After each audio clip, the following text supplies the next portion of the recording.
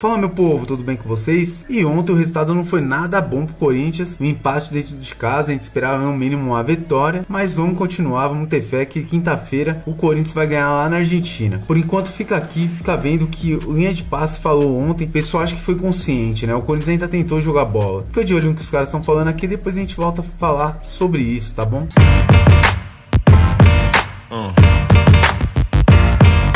E aí tem um desconforto causado aí por uma mexida, porque você traz para uma situação que o time já tinha, em outros exemplos recentes como o do André, aquilo ali não tinha funcionado. Não é que ele lançou a mão, ele foi na contramão do que a gente poderia imaginar para lançar a mão de algo que já tinha funcionado, era de algo que não tinha funcionado. Então, quando eu vejo um Corinthians muito desconfortável em campo, eu olho para o que esse Racing é capaz de fazer dentro de casa.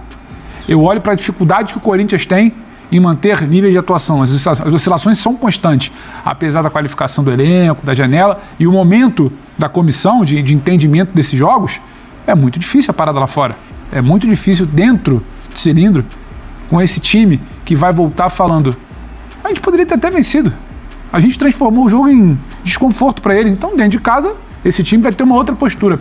E aí, como o Corinthians vai reagir a essa postura, é um grande ponto de interrogação. Então, tá desconfortável, mas não tá, eu não sei se improvável, mas tá desconfortável e tinha que sair hoje com algo um pouco mais encaminhado. Não é fazer 3 ou fazer 5, esses exemplos que a gente teve recentemente, porque o Corinthians não é o Galo atualmente, o Corinthians não é o Botafogo atualmente, o Corinthians ele tem uma conta do chalinho, um limite para competir. Só que hoje a gente não conseguiu ver nem isso em casa. Então isso preocupa para a volta, o que o Racing pode fazer e o que o Corinthians está repetidamente errando. Tá deixando escapar resultados importantes, principalmente no Brasileiro. Você falou do jogo contra o Internacional, né? Tá falando de um Corinthians que tá brigando para não cair no Campeonato Brasileiro. Aliás, a noite começou boa pro Corinthians, né? Porque o Vasco venceu o Cuiabá e o Cuiabá permaneceu lá embaixo, na zona do rebaixamento. Tem confronto direto contra o Cuiabá na próxima segunda-feira, o Corinthians. Então ali foi importante dar uma segurada no Cuiabá, porque senão ia ficar muito na cola do Corinthians. Começou boa, mas em termos de Sul-Americana, não foi nada boa a noite para o Timão, que teve boas atuações do Yuri Alberto e do Memphis Depay. Mas em quase todas as partidas o Corinthians teve bons momentos, e alguns grandes momentos, como contra o Internacional, mas passa a certeza que os jogadores esperam ou não sabem como evitar o momento de grande vulnerabilidade. Porque hoje e pode tudo a perder. Porque isso também acontece em todos os jogos.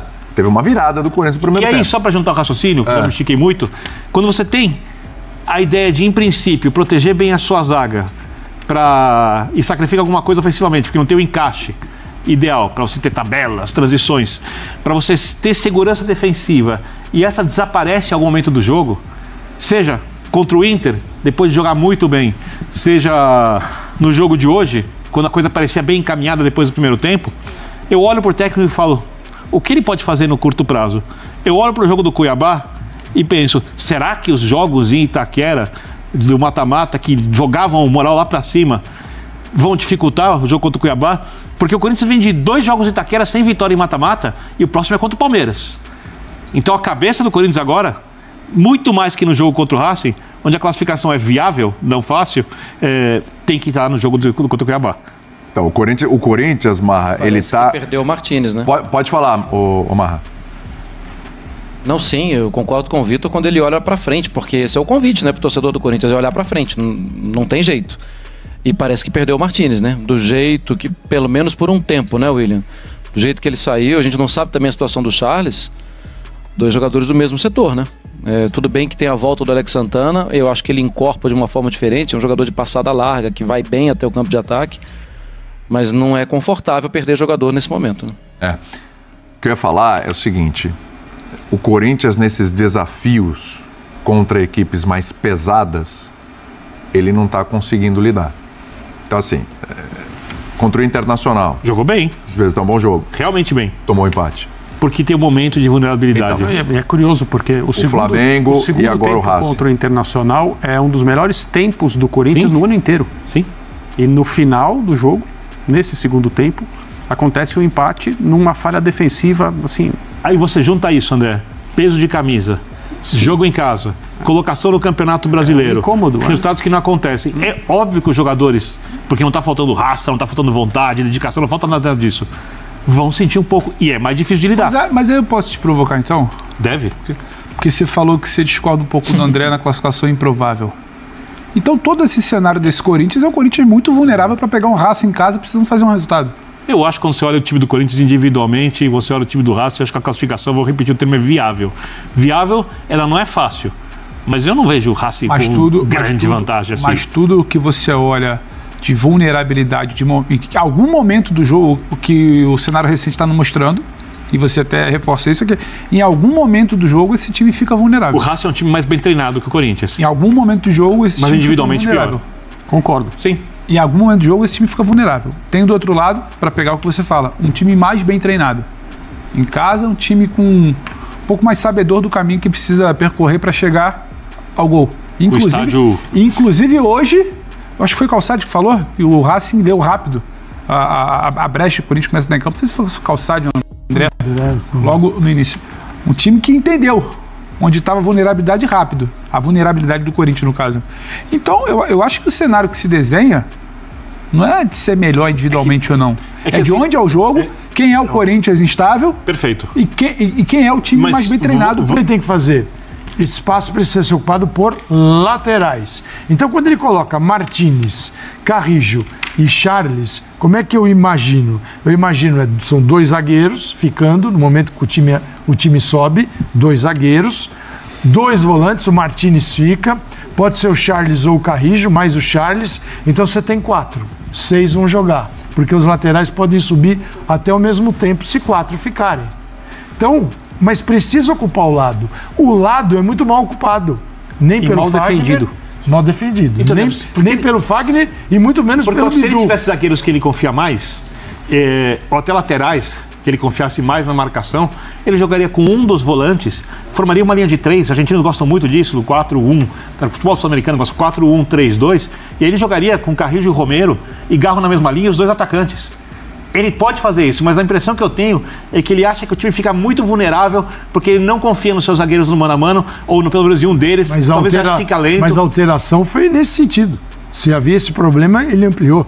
Porque quando saiu com a contusão do Martínez, aí o que ele faz? Ele vem jogar com Carrillo e o Charles, então ele, ao invés de um trio, ele tem uma dupla. Sim. Ele vai fincar essa dupla aqui. Ele, teoricamente, torna o time, mais ofensivo, numa visão precipitada, mas é uma equipe que não funciona. Mas ele tem Romero, Garro e mas eu acho que a troca de hoje e o Alberto foi a consequência do que ele não fez contra o Flamengo antes. Então, mas o que eu vejo é o seguinte, não é só... quando o treinador chega para um trabalho inicial, o que ele pode fazer tendo um dia de conversa com os caras? William, você estava aqui, vem um pouquinho para esse lado, o Birner ali naquele cantinho e tal. Pegar ali o campinho e reposicionar os jogadores. Mais nada ele consegue fazer. Com o tempo, a conexão desses caras é que você vai trabalhando. Cara, e o tempo está passando e você não enxerga. A conexão não evolui. Não tem conexão. Sim. É assim, ou alguém pega a bola e faz o jogo sozinho, não tem conexão. Então o time, quando tem 3 no meio de campo e mais o Garro, tem uma dificuldade gigantesca com 4 de chegar nos 2 atacantes. Espera aí, tem alguma coisa errada aí. Até porque o adversário concentra aqui e não tem jogo pelas laterais. Ele olhou pro jogo hoje, perdeu o Martínez, falou, vou colocar o Romero para ter jogo pela lateral. Mas nada acontece. Fala, Marra. Funcionou melhor, se a gente buscar na memória, que funcionou melhor o jogo pelos lados do campo no jogo contra o Red Bull Bragantino em Ribeirão Preto, com o Thales Magno, né? Muitas vezes sendo um jogador mais da beirada, hoje estava no banco, né?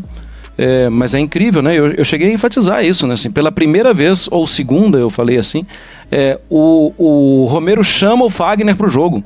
As laterais são desocupadas, muito desocupadas. Para a segunda partida, vai ter fatalmente, hoje já aconteceu em alguns momentos, mas para a segunda partida, a linha de 3 ou de 5, ela vai ser desfeita do Racing. O Sousa, a gente até mostrou uma tela sobre isso mais cedo. O Sousa nos jogos em casa, ele se manda. Ele vira um volante. E ele, na base do River, era meia.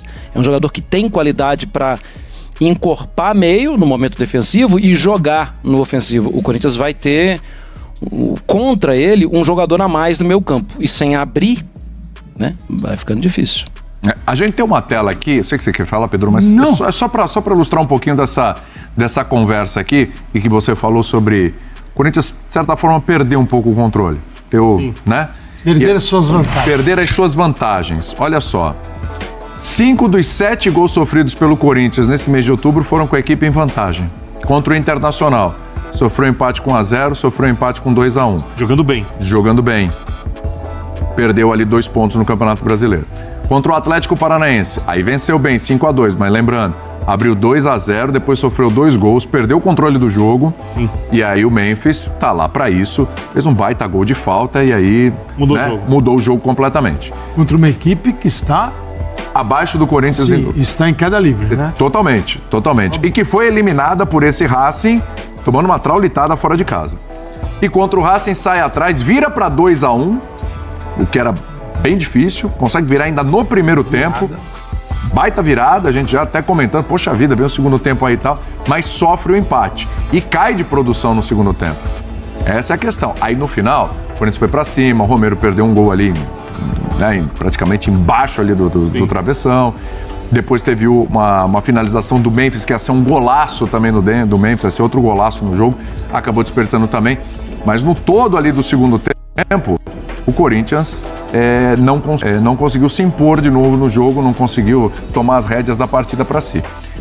Quando eu falava aqui sobre a questão do Corinthians não conseguir vencer esses adversários mais graúdos, eu falava, vamos esse teste agora vamos ver o Corinthians, né? O Corinthians não consegue contra o Flamengo, o Corinthians não consegue contra o Racing, o Corinthians vai bem, um jogo como o Inter, por exemplo, não consegue. Estou falando isso porque depois a gente vai mostrar a sequência de jogos do Corinthians pelo Campeonato Brasileiro envolve adversários graúdos. Um deles, não é agora segunda, mas no outro final de semana, é o Palmeiras, e é em casa. Então, assim, você, na situação que o Corinthians está no Campeonato Brasileiro, você não conseguir ainda no fator casa se impor contra esse tipo de adversário, pode custar caro. É mais que se impor, para mim é não conseguir sustentar. Exatamente. Você falou em controle, né? O Marra fala de olhar para frente, e o Corinthians precisa olhar para frente. Olhar para frente não é olhar para o jogo do Racing na volta. O Racing, na volta, você indo à final, é um asterisco ali importante, mas o problema, a gente fala aqui isso exaustivamente, são os fins de semana. Você não sustenta. E aí, independentemente se você está jogando bem ou mal, o que foi o segundo tempo contra o Inter? A gente cansou de falar aqui. Um bom desempenho do Corinthians. Não, o jogo contra o Inter foi um bom desempenho do Corinthians. Sim, bom. Foi o melhor desses últimos, foi o melhor. O Corinthians hoje, contra um adversário como o Racing, num mata-mata, um campo difícil, o Corinthians vira rápido, reage bem. Sim. Vira rápido. Um bom momento ali de Memphis, de Yuri. Reage rápido, não sustenta. E mais que isso, não sustenta e me incomoda. O desconforto que eu sinto no início perde o controle muito fácil. O Racing não precisou fazer nada muito mirabolante. Ele olhou e falou, esse meio eu ganho, eu fecho mania de 5, eu puxo um cara pra cá, que dependendo ele vai subir ou não. Eu já entendi que o cara que entrou não tá conectando. O Calçado fala da dificuldade desses caras chegarem à frente. Então, precisou-se de muito pouco. Ele não teve que fazer 2 mudanças. Precisou-se de muito pouco, um passo pra trás, entender onde estava o buraco, pro Racing tomar o controle do Corinthians na arena. Então, aí é preocupação. Por isso que quando eu olho para frente de ver de um pouco mais de cautela, classificação, é o que o Corinthians não consegue administrar. Não é que o Yuri pode tirar uma coisa da cartola, o Memphis pode resolver uma situação de ataque. Agora, nunca é uma situação tranquila. Nunca é um jogo que você vira e fala, hoje o Corinthians está seguro. Hoje ele fez 2 ou fez 1 e ele está seguro, ele está controlando, ele está administrando. Você está sempre vulnerável demais. Então, isso passa a gerar? Desculpa, isso para mim não é uma questão de cansaço, maratona, fim de temporada. É desencaixe e volume de erro técnico. Porque os adversários estão nesse mesmo capítulo aí. A chuva, não tinha chuva contra o Inter, o Atlético Paranaense, né, de tomar dois gols depois de 2-0. Então, as desculpas não são aceitas. O que existe é uma dificuldade da comissão técnica trabalhar com o que tem.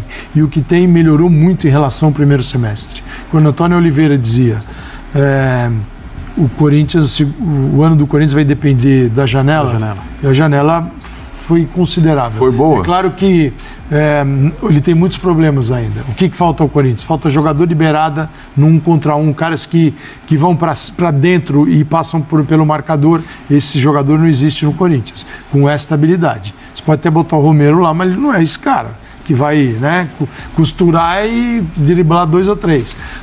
Então, sim, essa característica não tem. Eu quero usar 3 zagueiros. Tá bom, pode usar 3 zagueiros. Então você vai usar os laterais nos corredores. Tá bom, como é que é o seu corredor esquerdo? Não existe. Então, 3 zagueiros, você começa a matar a ideia. A menos que ele tire um coelho da cartola. Alguém vai virar lateral esquerdo. Eu tenho 3 zagueiros, mas vou jogar com 2 no centro do campo. São 3 mais 2. 3 mais 2, eu posso começar a pensar em alguma coisa diferente na lateral esquerda. Porque eu tenho proteção. E aí você tem que ter jogadores no meio de campo que possam entender isso. Jogando 2 vezes por semana para adaptar. Eu tenho 3 mais 2, são 5. O goleiro 6. Se atacar com 5 na atual situação, é até pouco. Mas aí um volante pode sair, olhando para aquilo que está acontecendo e tentar buscar uma alternativa por um lado que está mortinho.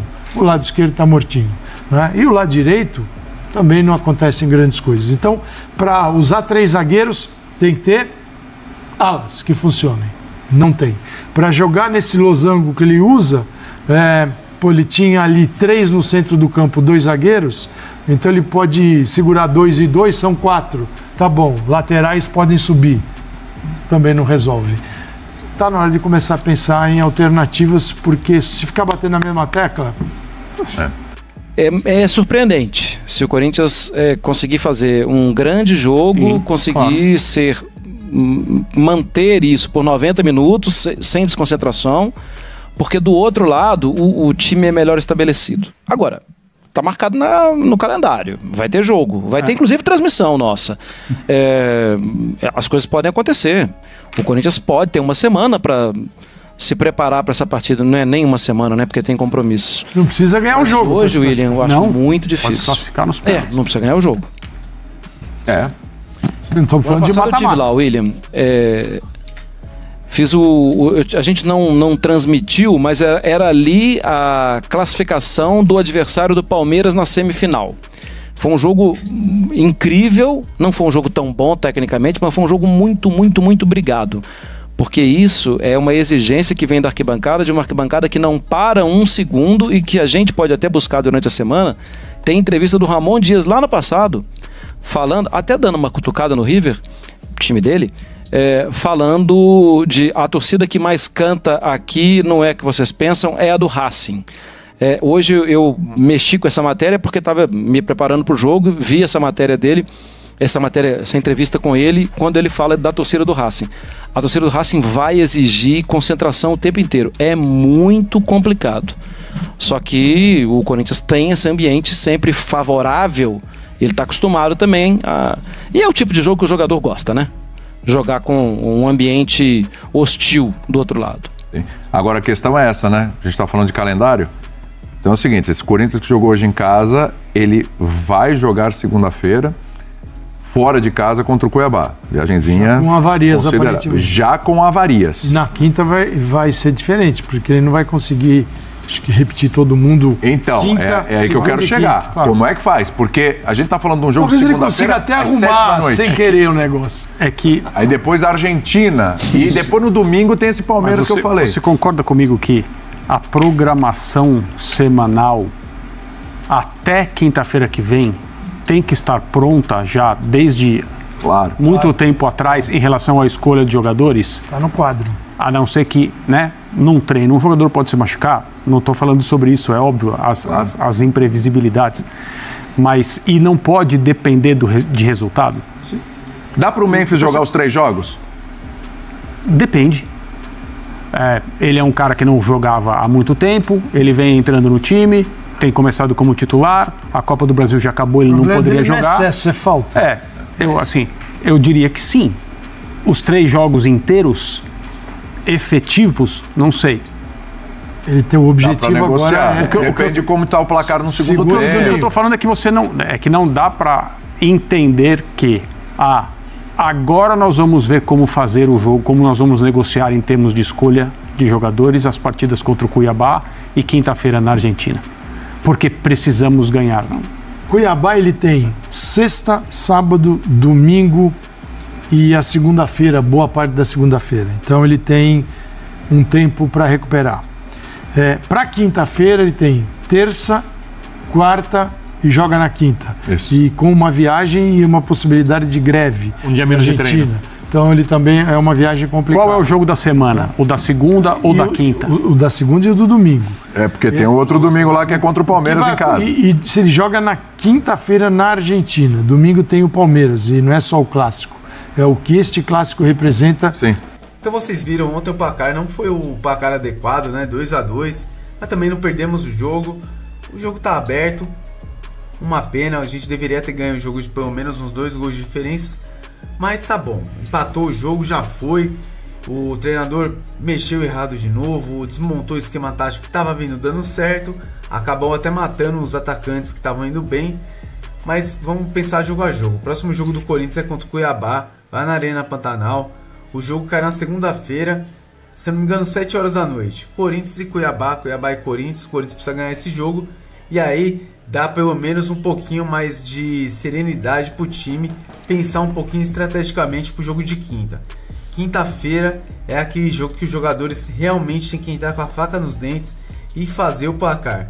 O Corinthians tem condições de ganhar o jogo lá na Argentina, no El Cilindro, tem condições de no mínimo levar para os pênaltis, que é um empate, mas vamos ter fé, vamos olhar. O Ramon precisa rever os seus conceitos. A gente viu que as mexidas dele contra o Flamengo e ontem não deram muito certo, não deram nada certo, na verdade. A questão do Romero ter entrado também influenciou bastante. A culpa, eu coloco, não é do Romero, a culpa é do técnico. Ele deveria ter colocado o Alex Santana desde o começo. Desde o começo não, mas desde quando o Martins saiu machucado. Mas bola pra frente, próximo jogo Cuiabá e depois Racing na Argentina. E vamos ganhar, gente. Vamos ter fé, vamos ganhar, vamos ter paciência, que tudo vai dar certo. Pessoal, muito obrigado por tudo. Fica no Corintiano em Forma, deixe seu like, compartilhe nossos vídeos com seus amigos aí. E vamos que vamos, Coringão nunca pode parar. Valeu, gente!